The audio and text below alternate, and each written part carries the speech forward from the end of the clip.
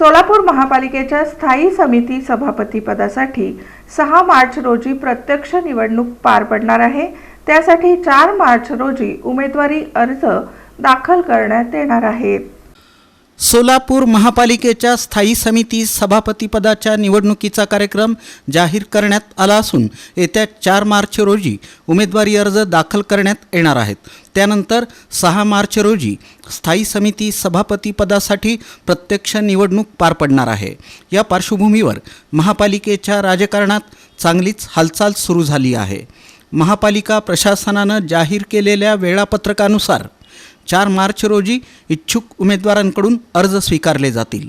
त्याच दिवशी अर्जांची छाननी करून वैध उमेदवारांची यादी जाहीर केली जाण्याची शक्यता आहे। आवश्यक असल्यास अर्ज मागे घेण्यासाठी मुदत देण्यात येईल। स्थायी समिती ही महापालिकेतील सर्वात महत्त्वाची समिती मानली जाते।